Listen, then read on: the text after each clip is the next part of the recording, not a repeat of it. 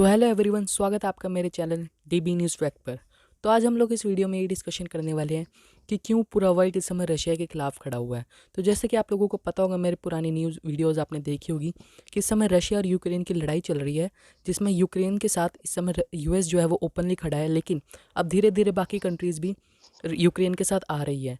Germany, Ukraine, France, इन सब में से मेजर कंट्रीज़ है जिन्होंने कुछ स्टेटमेंट्स दिए जो कि मैं आपको इस वीडियो में बताने वाला हूँ।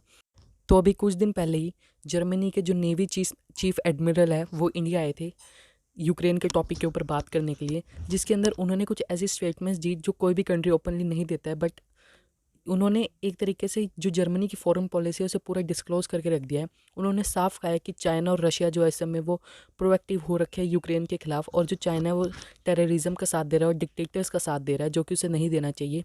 और जो रशिया है इस समय वो बेहद ही गलत काम कर रहा है, अपनी पावर का गलत इस्तेमाल कर रहा है, ये उन्होंने ओपनली बोला है।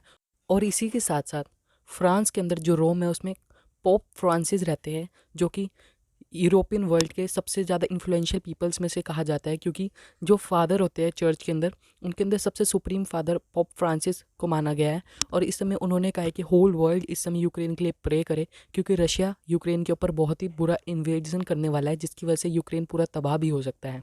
और इसी के साथ साथ यूके ने भी रशिया के ऊपर ये आरोप लगाए हैं कि जो रशिया है वो यूक्रेन की सरकार गिराने की कोशिश कर रहा है और ऐसी सरकार लाने की कोशिश कर रहा है जिससे रशिया के लिए आसानी हो जाए यूक्रेन के ऊपर हमला करने की। और जैसे कि आप लोगों को पता ही होगा कि जो रशिया है वो बेहद ही बड़ा है। रशिया इस वर्ल्ड की सबसे बड़ी कंट्री है एंड यूक्रेन बहुत छोटा है। ये आप इस एग्जांपल से दे सकते हो, लाइक इंडिया हमला करे नेपाल के ऊपर, बट इंडिया कभी ऐसा नहीं करेगा, क्योंकि इंडिया एक कंट्री है और वो कभी भी अपनी आर्मी पावर का गलत इस्तेमाल नहीं करता है।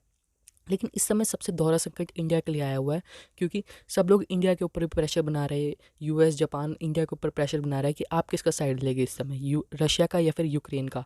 बट सबसे बड़ा खतरा ये है कि जैसे कि आप लोग जानते हो कि 1971 की जो वॉर हुई थी उसके अंदर पूरा वर्ल्ड ऑलमोस्ट इंडिया के खिलाफ था, जैसे इस समय रशिया के खिलाफ हो रखा है। इवन कि यूएस, यूके और यूएई ने तो अपनी आर्मीज, अपनी शिप्स तक भेज दी थी इंडिया को तबाह करने के लिए। बट उस समय एक ही कंट्री हमारे साथ खड़ा था, जो था रशिया। सो इस समय तो इंडिया अपना स्टैंड न्यूट्रली रखेगा, ना इंडिया रशिया के साथ है ना इंडिया रशिया के खिलाफ है। लेकिन ये गलत बात है। इंडिया भी ये बात जानता है कि ये गलत बात है कि आप अपनी बिग आर्मी का इस्तेमाल करके छोटी कंट्रीज़ के ऊपर हमला करके उनकी टेरिटरी को हथिया रहे हैं।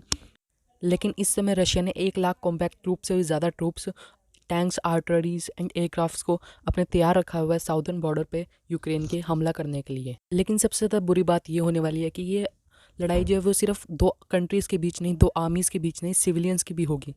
लाखों सिविलियंस की भी मौत हो सकती है इसके अंदर, जिनका कोई कसूर नहीं है रशिया यूक्रेन की वॉर में। तो हमारे तो बस यही दुआ रहेगी कि ये वॉर कभी हो ही ना और बातचीत से सारी बात सुलझ जाए। तो मैं आपको इस चैनल पे ऐसी वर्ल्ड अफेयर की न्यूज़ प्रोवाइड करता हूँ। अगर जो आपको मेरा काम अच्छा लगे तो इस चैनल को सब्सक्राइब करें और इस वीडियो को लाइक ज़रूर करें। Thank you everyone for watching this video.